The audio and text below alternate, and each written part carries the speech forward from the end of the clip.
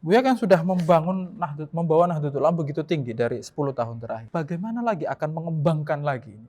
Karena sepertinya sudah tinggi. Mimpi saya masih banyak. Apa kira-kira Buya? Bisa Setiap diceritakan? cabang punya perguruan tinggi. Setiap cabang punya rumah sakit. 500 lebih. Iya, itu mimpi saya itu mimpi. Mimpi kan boleh mimpi. Artinya saya belum puas dengan capaian ini.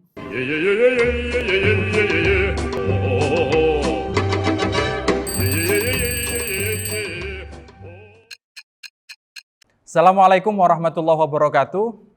Alhamdulillah wa syukurillah wassalatu wassalamu ala rasulillah wa ala alihi wa sahbihi wa mawalah amma ba'du. Jumpa lagi dengan saya Ahmad Rozali di dalam acara talk show Peci dan Kopi. Edisi kali ini akan sangat menarik karena ini menjelang Muktamar Nahdlatul Ulama yang ke-34 dan akan diselenggarakan di Lampung. Talk show kali ini akan membicarakan seputar apa yang akan terjadi di dalam muktamar dan setelah muktamar. Nah, salah satu tema yang ditunggu-tunggu adalah tentang sosok yang paling penting di dalam muktamar nanti. Nah, di dalam segmen kali ini kita akan berbincang santai mendalam dengan kiai kita, Profesor Dr. Kiai Haji Said Aqil Siraj MA. Assalamualaikum. Waalaikumsalam warahmatullahi. Sehat Bu ya? Alhamdulillah. Alhamdulillah. Terima kasih Bu ya sudah menerima kami untuk beberapa Sama-sama. kali. Terima kasih sama-sama. Nah, rekan-rekan, teman-teman penonton Nahdlatul Ulama, penonton televisi Nahdlatul Ulama dimanapun Anda berada, kita akan berbicara beberapa segmen dengan Buya sambil santai. Yang pertama kita akan membincang tentang keluarga dan pendidikan beliau. Kita sudah pernah membahas sebelumnya tentang pendidikannya, jadi tentang Buya mondoknya di mana, kiai siapa, dan bagaimana perjalanan di pesantrennya hingga ke Mekah. Jadi bagi yang belum nonton, untuk mempersingkat talk show kali ini, nanti Anda silakan tonton di link di atas ini. Kita akan siapkan linknya untuk menuju ke talk show yang sebelumnya. Nah, di kesempatan kali ini kita mau berbicara tentang sosok kehidupan ketika Buya kecil, bagaimana pengaruh keluarga sehingga bisa menginfluence Buya, Kiai Said sehingga hari ini. Buya, kalau boleh diceritakan nggak Buya, Abah itu dulu sosoknya yang bagaimana dan bagaimana beliau itu menginfluence Buya, menjadikan Buya seperti saat ini. Bismillahirrahmanirrahim. Ayah saya bernama Kiai Haji Aqil Siraj, lahir tahun 1920, wafat tahun 1990. 70 tahun. Beliau seorang yang kiai yang lugu, yang tidak ngerti politik, tiap hari mengajar dengan keras, pagi sampai zuhur, zuhur sampai asar, asar sampai maghrib, maghrib istirahat, isya sampai jam 10:30. Ngajar terus tanpa ada bagaimana mencari nafkah, nggak ada pikiran seperti itu. Nah, beliau sangat keras mengajar santri. Bahkan kadang-kadang sampai memukulnya dengan sorbannya itu, baik kepada santri maupun kepada anaknya. Sama. Ketika saya ngaji alfiyah itu 2 kali saya dipukul pakai sorban itu. 2 kali, karena saya tidak hafal dan tidak paham. Sangat keras sekali dan boleh dibilang sangat fikih sekali, fikih sentris. Artinya bagaimanapun yang namanya alat musik itu haram. Walaupun sudah dilobi oleh beberapa kiai, dengan adanya les bumi, tetap ayah saya tidak bergeser. Alat musik haram. Itu antara lain. Sangat fikih. Iya. Dan tidak pernah pakai celana, tidak pernah pakai dasi. Waduh. Sholat harus pakai kopiah. Dan sholat harus pakai lengan panjang. Baju lengan panjang. Pendek nggak boleh. Kalau ngaji Al-Quran, kaki bersila itu tidak boleh kelihatan kakinya. Dibungkus dengan sarungnya. Harus tertutup oleh sarung? Iya, oleh sarung. Oke. Itu antara lain disiplin. Dan saya pernah juga kena sanksi, ya dihajar juga dengan sorbannya itu karena saya nonton bioskop film India. Nah, itu juga pernah. Walhasil ayah saya seorang kiai yang sederhana, ya kelas medium lah, kelas menengah, tapi disiplin, sangat disiplin sekali. Kalau sholat begitu azan paling lambat seberapa jam sudah berjamaah. Sudah harus jalan jamaah. Iya. Kalau ada tamu pun tamunya diajak sholat. Oke. Ayo kita sholat. Seberapa jam paling lama itu dari azan. Kecuali kalau maghrib lebih cepat lagi, adzan langsung qomat. Nggih. Selain maghrib seperempat jam. Nggih. Buya setelah bersama Abah, terus kemudian mondok kan Buya ya? Lirboyo, Mondok ya. Di Lirboyo, di Krapia, lalu ke Saudi. Kayaknya. Dan kemudian melihat kembali ke Jakarta, melihat banyak sekali perubahan-perubahan di Nahdlatul Ulama. Iya. Kalau perubahan di Nahdlatul Ulama, kalau misalnya di era-era yang sudah pasca reformasi katakan, Iya. yang paling terasa mengubah Nahdlatul Ulama. Nahdlatul Ulama ini kan berubah juga karena ada dorongan perubahan dari luar. Udah barang pasti, pengaruh dari luar juga sangat besar. Perubahan apa saja sih Bu yang sangat mempengaruhi menurut Yang saya lihat dan termasuk terkaget-kaget juga, banyak sekali pesantren sudah terbuka. Santrinya jadi intelek. Contoh mohon maaf, saya di Lirboyo dulu, langganan koran saja nggak boleh. Haram. Radio haram. Sekarang sudah maju sekali. Sekarang bukan hanya langganan koran, tapi beberapa santri Lirboyo jadi jurnalis, jadi penulis, rajin seminar, diskusi. Dulu nggak boleh itu. Haram. Tahun 70-an nggak boleh itu. Ya jadi ada kebebasan, tapi tetap terkontrol, kebebasan yang terkendali bagi para santri. Di Sidogiri sudah sangat maju sekali itu Sidogiri. Dan kalau Krapia tidak dulu ya. Sidogiri misalkan itu sudah banyak sekali santri yang cerdas, jenius, menulis banyak, yang produktif banyak menulis. Saya salut sekali. Bahkan ada yang menulis mengkritik saya welcome. Ahlan wa sahlan. Yang penting ada santri rajin menulis, saya senang. Walaupun isinya kontennya mengkritik saya, senang sekali. Itulah harus begitu memang. Itu yang saya tidak menyangka sebelum saya pulang dari Mekah. Karena saya masih teringat waktu saya mondok pesantren tahun 70-an, apa-apa masih diharamkan. Dan Buya ke sana ke Mekah berapa belas tahun itu baru kembali? 13 tahun. 13 tahun dan melihat perubahan yang sangat luar biasa, dahsyat sekali. Buya masuk ke PBNU ke Indonesia lagi setelah 13 tahun dan relatif setelah itu ada kemudian perubahan presiden, politik dan seterusnya sampai sekarang. Kalau lebih spesifik Buya memimpin Nahkoda Nahdlatul Ulama sejak 10 tahun lalu. Relatif sejak saat itu juga ada era digital masuk begitu dahsyat. Terus kemudian ada politik di mana namanya perdagangan politik politik dagang antara Amerika dan Cina. Itu tentu mempengaruhi Nahdlatul Ulama. Kalau selama itu respon Nahdlatul Ulama atau perubahan apa yang membuat Nahdlatul Ulama merespon atau berubah selama kurang lebih 10 tahun terakhir yang paling terasa perubahannya Bu? Yang paling penting yang tidak boleh berubah adalah prinsip Ahlussunnah wal Jamaah. Itu prinsipnya. Yang selebih itu harus berubah. Harus merespon dinamika kehidupan internasional bahkan nasional internasional. Keterbukaan, demokrasi yang sangat terbuka ini, kebebasan yang sangat bebas, walaupun tetap kita harus terkendali sam'an wa ta'atan kepada para kiai, para ulama sepuh. Tapi generasi muda NU luar biasa sudah.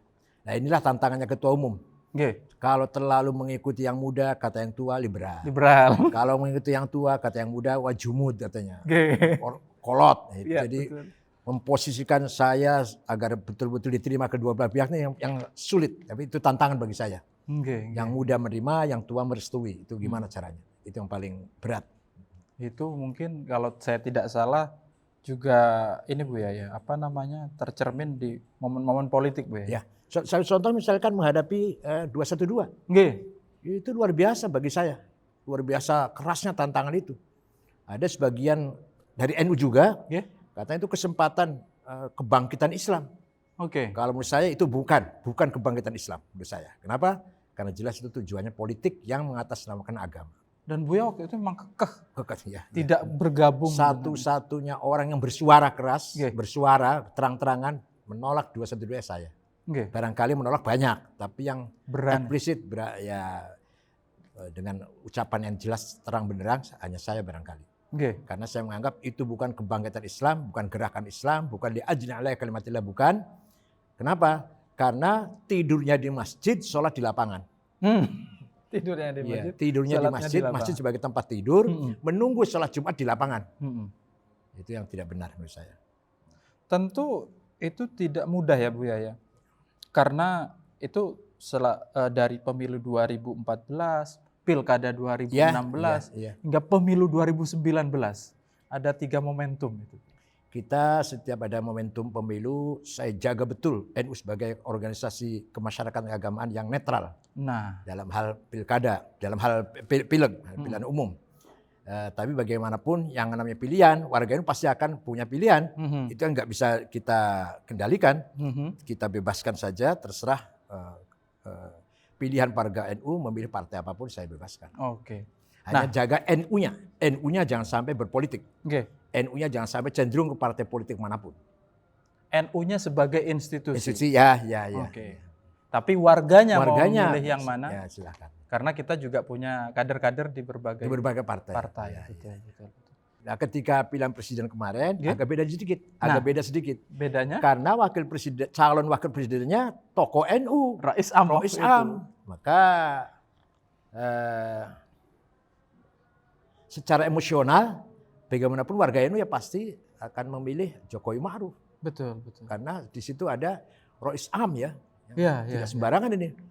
Puncak tertingginya pemimpin NU. Menjadi calon wakil presiden. Jadi kita waktu itu sulit untuk menjadikan netralitas di NU itu. Tapi waktu itu tidak sampai kita Buya memerintahkan agar Nahdlatul Ulama secara institusional. Ya. Saya selalu bicara mendoakan. Mudah-mudahan Pak Jokowi dan Kiai Ma'ruf Amin berhasil. Mendoakan. Bukan kampanye, bukan. Bukan kampanye. Walaupun para santri sudah dia didoakan Kiai. Mari kita doakan gitu. Saya mengajak masyarakat itu. Oke.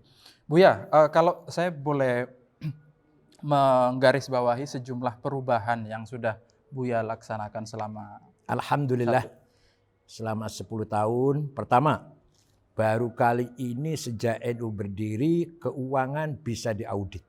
Diaudit orang luar? Orang luar, auditor eksternal. Selama ini belum pernah.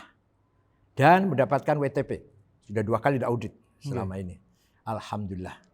Kebetulan Lazis, waktu saya baru masuk, ada uang 500 juta. Lazis Nu itu.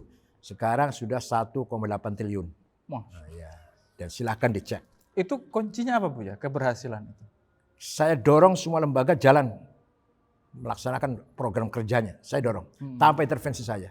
Tanpa intervensi ke dalam maksudnya, tanpa terlalu jauh, intervensi sangat jauh tidak. Tapi saya beri motivasi agar lembaga semuanya bekerja sesuai dengan program yang mereka tanggung jawab. Ini bisa saya saksikan karena juga saya di TVNU dan merasakan Buya sering membukakan pintu tanpa intervensi. Membukakan pintu, menyilahkan. Jadi ini sehat sekali. Perguruan tinggi alhamdulillah sampai hari ini 43 yang di bawah Badan Hukum Nahdlatul Ulama. Sebelum Buya masuk ada berapa? Sama sekali tidak ada. Sama sekali tidak. Yang ada kan miliknya pesantren. Miliknya yayasan, pesantren, NU, yayasan NU, pesantren NU, Lirboyo, Sidogiri. Ya itu punya perguruan tinggi. Tapi kalau yang sekarang ketika zaman menterinya Pak Nuh 24 perguruan tinggi, Pak Nasir sampai 38, Pak Nadiem 43. Memang Buya dikenal luas di kalangan kita, semangatnya terhadap pendidikan itu luar biasa. Begitu pula beasiswa. Baru kali ini kita dapat beasiswa dari Maroko rutin tiap tahun 30 orang. Rutin. Kalau Al-Azhar Mesir tidak rutin tapi sering. Ya 3 tahun sekali, 2 tahun sekali, 30 orang. Begitu pula tawaran beasiswa dari Cina. Ini yang teknologi ya. Bukan agama, bukan.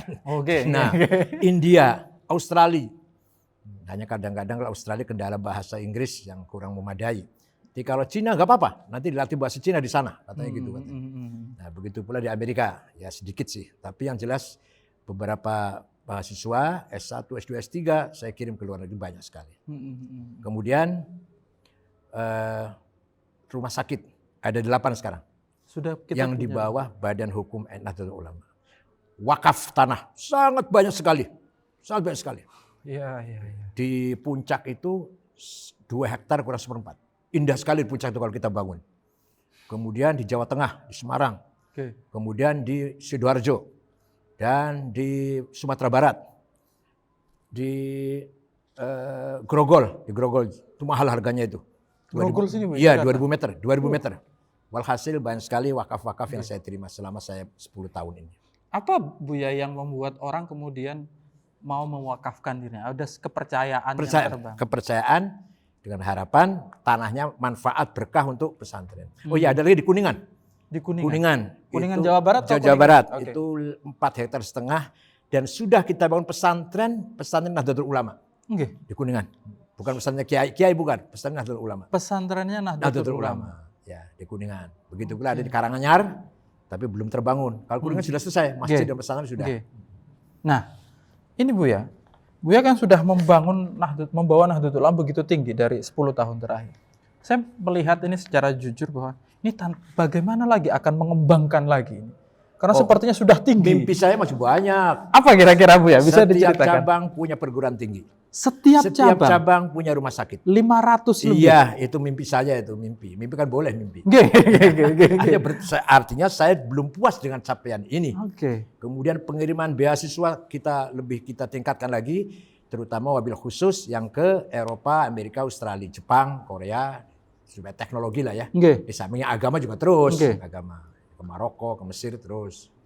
Jadi ini juga mimpi saya agar semua nanti pelajar-pelajar sepulangnya dari luar negeri akan menjadi kader-kader NU yang berwawasan luas, intelek, cerdas, dan mampu menjawab tantangan zaman.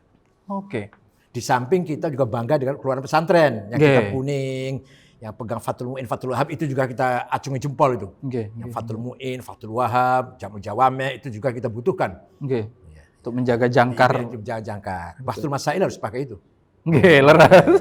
Betul. Nah, kalau secara singkat saya tanya begini Buya. Kira-kira 5 tahun lagi katakan Buya memimpin Nahdlatul Ulama lagi. 5 tahun lagi perubahan seperti apa yang akan kita lihat bersama-sama? Saya kira itu tadi digitalisasi harus kita lanjutkan, kita sempurnakan. Begitu pula database Kartanu, penguatan database Kartanu akan kita tingkatkan. Kemudian kita pun akan terbuka dengan arus globalisasi ini. Tetap di bawah kontrol para kiai, para ulama, tapi harus kita membuka diri dengan arus globalisasi. Tapi tidak liberal. Karena kalau ajang liberal itu sangat bahaya. Katakanlah sekarang kita buka liberalisasi 5 cm. 5 tahun akan datang bisa 1 meter itu. Maksudnya. 10 tahun akan datang. Ya, 10 tahun akan datang bisa lama-lama tidak senang kitab kuning, anti kitab kuning, tidak senang pesantren, anti pesantren, tidak hormat pada kiai, anti kiai, lama-lama begitu. 10 tahun akan datang kalau kita buka liberalisasi. Oleh karena itu saya pertahankan betul, tidak menerima, tidak membuka pintu untuk liberalisasi, liberalisme. Baik Buya, sedikit saya ingin menyinggung tentang Nahdlatul Ulama dalam peta konflik dunia. Buya sering sekali mengatakan bahwa Islam Nusantara terutama ini bisa menjadi obat untuk konflik-konflik dunia. Itu bagaimana kita bisa meyakinkan kalau orang? Kalau kita terangkan agak panjang nih, tapi singkatnya begini. Singkatnya. Konflik di Timur Tengah yang kita lihat sekarang ini, apa sih sebabnya paling utama? Sebabnya belum ada titik temu antara mafahim Islamiyah dan mafahim watoniyah. Antara ideologi Islam dengan ideologi nasionalisme. Jadi yang berjuang nasionalis hanya berjuang tanah airnya, tidak berjuang agama Islam. Yang berjuang untuk agama Islam tidak berjuang untuk tanah airnya. Ini paling pokok konflik di Timur Tengah itu. Antara din dan watoniyah belum harmonis, belum klop. Di kita alhamdulillah itulah Islam Nusantara, hubbul watan minal iman. Nasionalisme bagian dari iman. Anda beriman pada Tuhan harus nasionalis. Anda nasionalis harus beragama beriman pada Tuhan. Selesai sudah. Sehingga Kiai Hasyim Asy'ari itu seorang pejuang Islam dan pejuang nasionalis. Dan kiai-kiai yang lain lah. Contohnya Kiai Hasyim Asy'ari. Pejuang Muslim, pejuang Islam, dan berjuang untuk tanah airnya, untuk negaranya. Itu di Indonesia, di Timur Tengah tidak terjadi. Di Indonesia selesai, di Timur Tengah tidak terjadi. Maka ketika saya melemparkan Islam Nusantara, semua tamu-tamu dari Timur Tengah mempertanyakan apa itu Islam Nusantara. Pernah saya pidatokan di depan Raja Maroko, di depan pembesar-pembesar raja, pembesar negara, Raja Maroko. Pernah saya sampaikan di Universitas Aljazair, pernah saya sampaikan di Masjid Jami' di Tunis, pernah di Fakultas Lughah Al-Azhar Mesir, di Hong Kong, di Taiwan, di Jepang, mana lagi ya. Walhasil saya pasarkan lah, saya tawarkan solusi Islam Nusantara, yaitu Islam yang berbudaya. Islam yang kita bangun di atas budaya. Betul. Budaya sebagai fondasi, budaya sebagai infrastruktur. Agama dibangun di atas budaya, sehingga budayanya langgeng, Islamnya kuat. Tidak ada kontradiksi antara budaya dan Islam. Kecuali kalau budaya yang bertentangan syariat Islam seperti minum-minum khamr, seks bebas, itu kita tolak. Selama bukan yang dilarang oleh syariat Islam, kita lestarikan. Kita berkepentingan melestarikan budaya sebagai infrastruktur agama. Jadi apapun budaya kita harus kita hormati. Yang beragam ini. Kalau kita mau dalil banyak. Wala tasubbul ladzina yad'una min dunillah fayasubbul adwan bighairi ilm kadzalika zayyana likulli ummatin amalahum. Dalam Quran itu.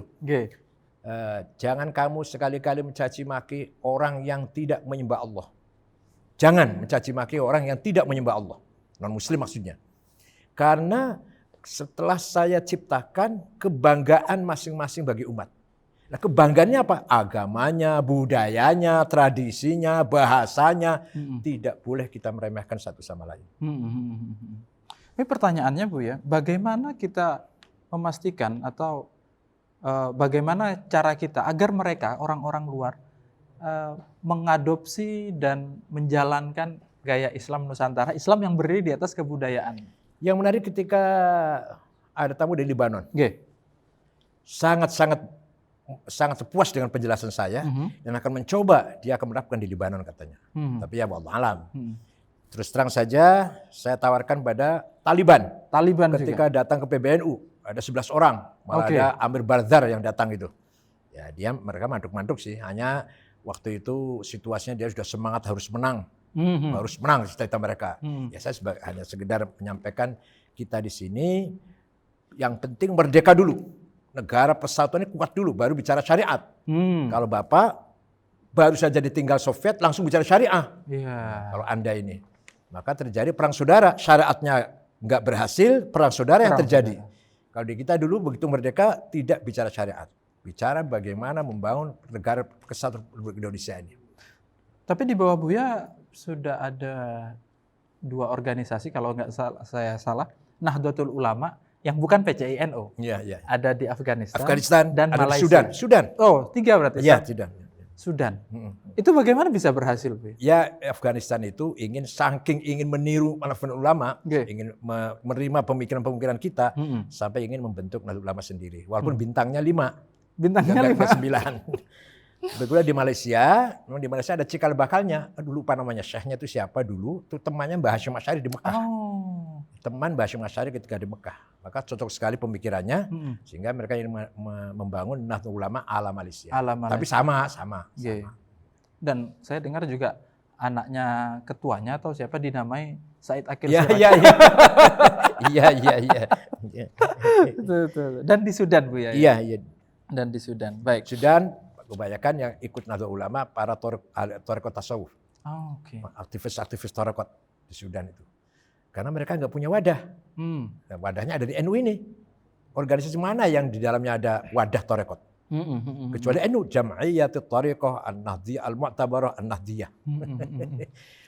Imamnya adalah atau isamnya adalah Habib Lutfi. Oke. Baik Bu ya. Saya mau sedikit bergeser tentang konflik dunia ke persoalan Israel dan Palestina. Ini persoalan yang lama sekali yang tidak kunjung selesai sampai sekarang. Posisi kita selama ini berdiri dengan kelompok-kelompok agama Islam dan sedikit saja membuka komunikasi dengan kelompok Israel. Kalau saya lebih berpegang atau kembali pada Al-Qur'an. Al-Qur'an berfirman, la tajidanna asyaddan nasi adawatan lil ladzina amanul yahuda wal ladzina asyraku wa la tajidanna qurbahum mawaddatan lil ladzina amanu ladzina qalu inna nasara dzalika bi anna minhum qissisina wa ruhbana wa annahum la yastakbirun. Muhammad, kamu akan jumpa orang paling anti Islam yaitu Yahudi dan orang musyrik. Dan kamu akan jumpa orang simpati pada Islam, orang Kristen. Dan ini firman Allah ini bukti, Pak. Mas, Bizantium, Romawi Timur kan Katolik tuh, Islam semua sekarang jadi Turki itu. Nggih. Afrika Utara dari Mesir sampai ke Maroko itu kan Utara Kristen semua itu. Sekarang Islam semua, ya masih ada sih minoritas Kristen masih ada. Agama Majusi, negara Parsi, jadi Islam semua Iran itu. Nggih. Tapi orang Yahudi masuk Islam hanya 5 orang. Dalam sejarah Islam hanya 5 orang. Hanya 5. Abdullah bin Salam, Wahab bin Munabbih, Ka'bul Akhbar, Hafsah binti Huyai, hanya 5 orang. Jadi Al-Quran sudah mengenas ya, menegaskan jangan mengharap kebaikan dari Yahudi. Jangan mengharap. Jadi harapan. Dan itu fakta. Presiden Yasir Arafat waktu itu kan tidak pernah tinggal di satu negara yang lama lah. Di Kuwait setengah bulan, di Saudi setengah bulan, terus muter terus. Terancam kan jiwanya. Terakhir perdamaian di Oslo, Norwegia. Yasir Arafat boleh pulang ke Palestina. Pulang ceritanya. Masuk rumah, tutup. 2 tahun nggak boleh keluar dalam rumah. Sakit, parah, keluar, bawa ke Prancis, wafat di Prancis. Jadi 2 tahun nggak pernah keluar ke rumah, keluar ketika menjemput ajalnya. Itu pengkhianatan Yahudi kepada Yasir Arafat. Begitulah Presiden Anwar Sadat menerima perdamaian dengan Israel Menachem Begin waktu itu. Dengan imbalan Gurun Sinai dikembalikan. Ternyata tidak semua. Sampai sekarang pun masih ada Gurun Sinai yang dikuasai Israel. Artinya kita nggak bisa berharap proses negosiasi. Udah. Ada protokol Zion ya, yang bersumpah akan mendirikan Israel Raya dari Irak sampai Mesir. Itu namanya negara Israel Raya nanti. Jadi nanti Irak, Suriah, Lebanon, Mesir, nanti Saudi separuh itu jadi negara Israel semua nanti.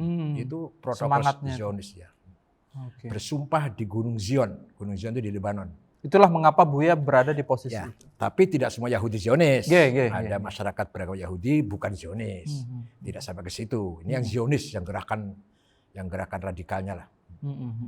Jadi kalau saya pernah diajak oleh Menteri Perdagangan dulu masih dubes Amerika, Pak Lutfi mengajak saya pergi ke Tel Aviv. Saya tolak.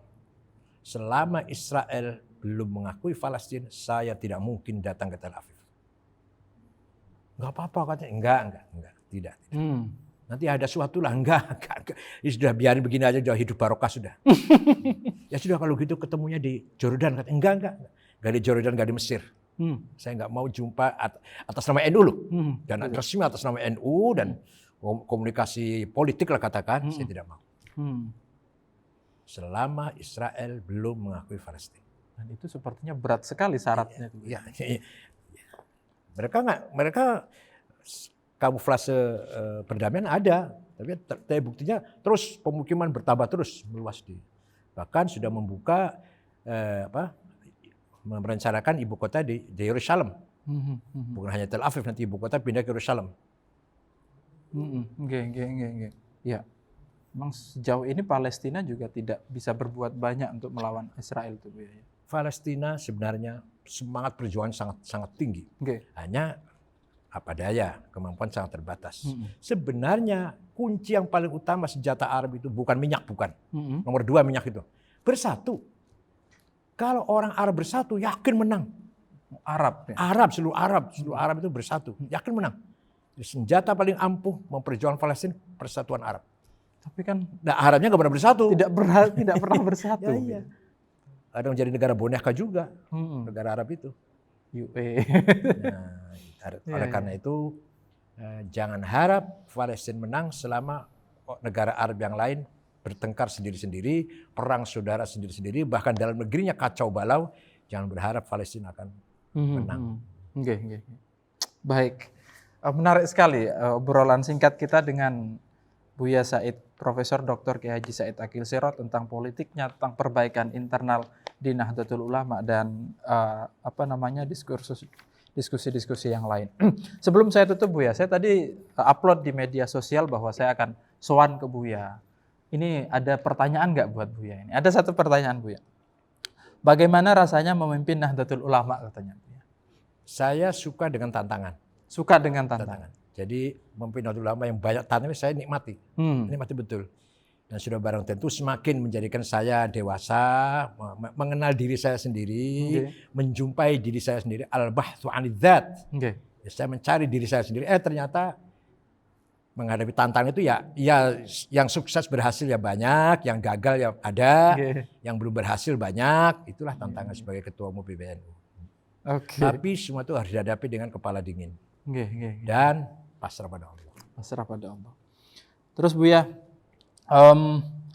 sejauh mana konsolidasi Buya kepada pesantren-pesantren, kepada kiai-kiai? RMI sekarang luar biasa aktivitasnya. Ya, di samping ada diskusi, ada penerbitan, juga ada Liga Santri. Betul. Itu ide saya itu. Bu ya? Iya. Bola antara pondok sepak itu. bola antar pesantren ide saya itu. Hanya yang menjalankan ya Gus Rozin. Betul. Itu dalam rangka memperkuat ukhuwah antara pesantren. Dan mencari bakat-bakat yang baik. Ada yang menjadi pemain timnas juga kan? Iya. Hasil dari Liga Santri itu ada kita mendapatkan yang berbakat. Memang di bawah biasa. Di samping ada perlombaan baca kitab kuning. Ada itu. Jadi supaya kita menjaga turoth, menjaga kitab yang dikarang oleh ulama-ulama dulu. Harus kita jaga itu. Ada lomba kitab kuning. Dibaca dengan gundul. Betul. Dan alhamdulillah pesantren anak santri pesantren saya At-Taqofah pernah juara nomor 2. Juara nomor 2? Iya, nasional. Oke. Buya terakhir ini Buya. Sebentar lagi kita akan di 100 tahun. Iya. Bagaimana kita akan menghadapi 100 tahun itu dan untuk 100 tahun ke depan? Apa kira-kira gagasan kita ini kaya ya. Satu, kita punya social capital. Kaya dengan jamaah. Tinggal bagaimana menjam'iyahkan jamaah, kata Gus Mustafa Bisri. Mengorganize jamaah itu. Kedua, kita punya kekayaan kultur. Kita sangat kuat dalam kultur, kaya dalam kultur. Contoh kitab kuning itu kultur, pesantren juga kultur itu. Cara berpikir, bersikap, berbicara orang santri juga kultur kita itu. Nah itu bagaimana kita dengan kekayaan kultur itu kita bisa eksis lah, bisa bertahan, bisa besar NU ini. Ketiga, kekayaan simbolik. Simbol kita kaya dengan simbol. Contoh, setiap mengakhiri pidato, wallahul muwaffiq ila aqwamit thoriq, itu simbol itu. Tongkat khutbah, beduk di masjid, itu semua simbol. Saya tahu nggak ada artinya apa-apa itu. Dalam arti ibadah nggak ada kaitannya lah. Apa sih artinya? Secara langsung ya. Beduk atau nggak beduk, khutbah pakai tongkat atau enggak, yang penting berkualitas kan. Tapi itulah simbol. Harus kita jaga. Harus dijaga. Harus kita jaga. Simbol itu. Pakai sarung, sholat pakai sarung, pakai kopiah itu simbol itu. Iya. Saya tahu. Siapa tahu yang pakai sarung nggak khusyuk, yang pakai celana khusyuk. Siapa tahu artinya mungkin saja kan. Boleh-boleh saja. Tapi itulah simbol, harus kita jaga. Maka para kiai, para santri kalau sholat pakai sarung, pakai kopiah. Yang sudah haji kopiah putih, yang belum haji kopiah hitam. Dulu. Iya, itu simbol. Kita punya kekayaan, potensi ekonomi juga punya. Masyarakat bawah NU itu sebenarnya mampu dalam mengelola ekonomi. Punya semangat juang. Para petani, para nelayan. Itu kalau kita manage, kita bimbing, kita support, insya Allah. Yang berat ekonomi untuk menjamiahkan jamaah itu apa sih Bu? Kesadaran berorganisasi. Kesadaran berorganisasi. Coba bayangkan, kalau secara berorganisasi, 10 juta orang saja, iuran satu hari setiap hari Rp1.000. Berapa itu kira-kira jumlahnya? 10 juta orang. 10 juta. Kali 1.000 sehari. Banyak nih Bu. Sebulan berapa itu? Setahun berapa itu? Aduh. Itu baru satu sisi finansial ya, pendanaan. Belum lagi sepakat dalam hal segalanya lah, dalam hal misalkan menghadapi politik.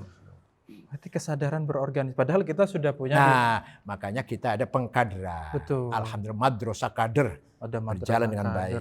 Sudah 300 di berbagai level juga sudah ada.